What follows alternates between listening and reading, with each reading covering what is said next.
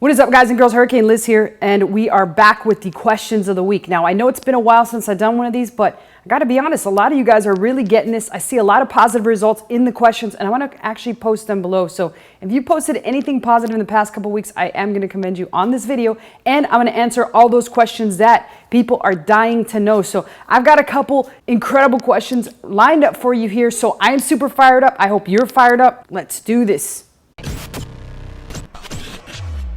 Okay, so we're going to keep this short and sweet this week. We do have a lot of terrific questions, but we've got also a lot of commendations. That's a real word.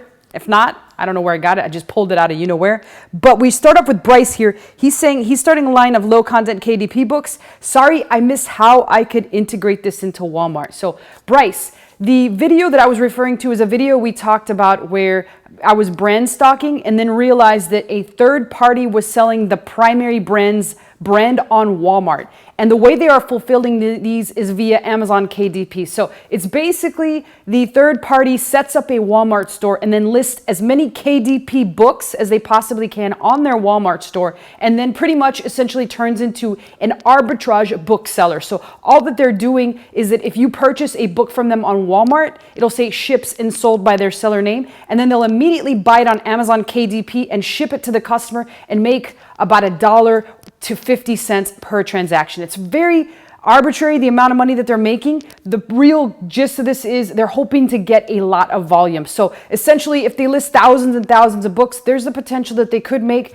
a couple $100s a day. And that's pretty easy for just having a VA from the Philippines list all these books and then just collecting a paycheck from Walmart every single week for a product you never pay for until it sells. So all it really is doing is book selling arbitrage via drop shipping. Hopefully that all made sense, but I do break it down in the last brand stalker video. So great question, Bryce. Let's move on to the next one. All right, the next one comes from Kendrick, and Kendrick's just making a comment. I hope you know they hire a team of VAs to do 100% of the work for them. They do this as middlemen. They are not lifting a single finger, just like you. Correct. So Kendrick is referring to the fact that I am paying somebody to do my Walmart drop shipping store and that they go out and hire a team of VAs from the Philippines.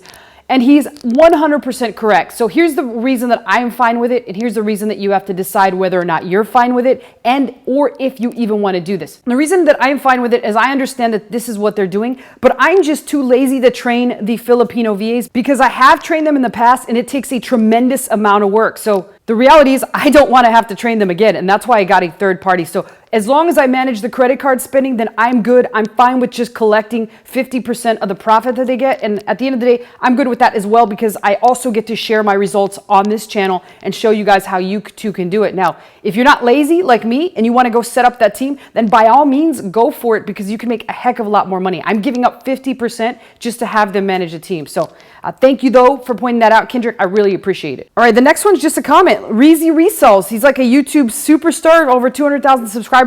Made a note on the arbitrage video I talked about where he bought all those heat lamps. If you don't know what arbitrage is, then you definitely want to check out that video where I talk about how you would think he had big balls for going out on a limb and buying all those heaters, but he's a very seasoned veteran at the retail arbitrage games, and when he sees a trend, he knows it and he capitalized on it, and he pounced on those heaters, bought over 50 G's worth of heaters, and guess what? Turned around and resold them. So anytime there's a trend and you can capitalize on it and you just know the market, then you are at a huge advantage. So thanks for posting that, Reezy. I really appreciate it. All right, next one is from Mary Sweet.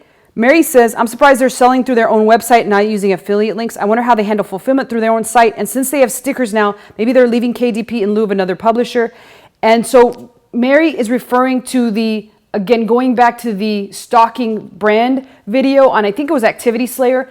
And my best guess is the way that they are handling fulfillment is they're just shipping it straight out from Amazon. And the way that I would try and figure this out is by doing a test purchase on their website and see where the box comes from. If it's an Amazon box, you know exactly how they're doing it. If it's a custom box or custom plain envelope, then they obviously just order a bunch of the discount copies from Amazon in bulk, because I believe Amazon does send those free shipping when they're $25 or more. And then they're sending it out media mail so that they can capture more profit from the whole thing. So I'm super interested to find out the answer to that. If you find out, please let us know. But I might just do a test by myself so I can let you guys know how they're doing this. But I do highly doubt they are leaving Amazon KDP because they're having a tremendous amount of success, especially with some of the earlier books they got out. Remember, they are absolutely destroying the market with a couple of the books that they published early on. So I doubt that will ever happen. And I'm pretty certain they will 100% stay with Amazon through the life of KDP, however long that might be. Our next question comes from Awfully Person. It says, I'm just getting into the KDP game. Your videos are the best. They get me fired up to sell some bucks. I just want to put that in there so I could get more fired up for this video, but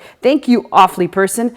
Kathy says, hi, thanks for this vid. I would like more info on this topic. For example, do you have daily activities mapped out on time blocks, or what is your strategy for keeping on task? So Kathy is referring to my how to manage your time video, and I will answer this more in depth in a video that's coming up in the next week or so. But the main thing that you want to do, and this is not any brand new revelation or something that I made up myself. This is something that's very common for people that like to be productive. I like to accomplish 3 things for every 1 goal that I have on a day-to-day basis. So when you're brand new, what you want to do is you want to start off with 1 primary focus, 1 primary goal, and then do those 3 things daily for that. As long as you continue to do that and persevere through the ups and the downs and the swings that will happen, you'll make it there. But most people just quit at some point and they stop doing those 3 things. But that's kind of like a more condensed version of my real answer, which I will take care of in the full-on video. But thanks for the question, Kathy. Margot says, hey, Liz, I'm all new to this. Not sure if this is a dumb question, but if I get pages and or covers for KDP books from Fiverr, are they being sold to many other people? So how do you get original content from no one else is using? So that's a fantastic question. That's why you have to ask the seller.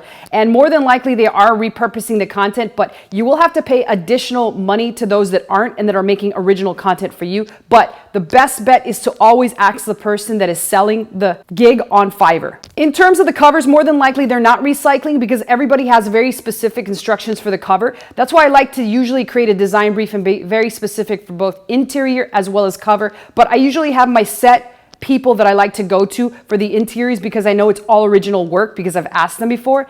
And I can notice when people are just repurposing content. And same thing with the cover. While I've not been able to find a terrific cover designer on Fiverr, I haven't taken the time to do too much research into who is really, really good on there. Hopefully that helps, Margot. All right, Lynn asked a really long question. She made a couple really terrific points. So I'm going to leave this on the screen so you guys can read through it. It's about the German market, but I wanted to mention to you the most important parts of what she said, which is be aware that the books in Germany, not all things, what they mean in the US mean the same in Germany. German kids are taught a different way to create their cursive letters and things of that nature, but the writing system is completely different as well as the grammar system. And also, here's the last thing, the children's book market in Germany is heavily publisher driven. So if I was to want to dive into it, I would probably make a couple purchases of those. And I know that they're coming from over international, but I would still want to take a look at that. And I would make sure that I would hire somebody that's well versed in German as well as in English. And while that is going to cost a pretty penny, it could be well worth your time and money if you do these extra steps, which most people will not commit to doing. And that's possibly why you don't see a lot of American books crushing it in Germany and vice versa. So just wanted to point that out to you. And I have left that question on here for a little bit so you guys can just read through that and understand if you are interested in going into the German market. All right, S&P says, I am published some of my books, but there was a warning sign saying that third parties can still sell my books. Does that mean that they sell my books forever? Or could they do it with what they have now? So here is the thing. When you take your books off of Amazon or you take your product off of Amazon, it is never off of the catalog entirely. Amazon owns the right to it as soon as you load it up there. So they retain that particular book and or product in their catalog. So if somebody comes around and says, hey, I've got used copies of this book and they're selling them for a ridiculous price, and all they're doing is they stocked up on your book and whatnot, they can still sell your book. So essentially, anyone can continue to list your book for the life of the book, which is forever until KDP ceases to exist. Same thing on Amazon. So you do have to be really careful about that. When you take a book off, it doesn't mean it's off completely. It can disappear into the Amazon graveyard and not be shown in search, but someone else could decide they wanted to take the book over, put it on there, and all of a sudden start selling them, and you might not even know that they're infringing on your copyright. So that's one of the scary things about selling on someone else's playground, and that is why a lot of people like Activity Slayer have started to sell on their own site. So hopefully that makes sense. And that was the last question. So we wrapped this up pretty nicely, pretty quickly. Like I told you, it was going to be short and sweet. As usual, post your questions and comments below. I always personally answer those, and I'll see you guys next time.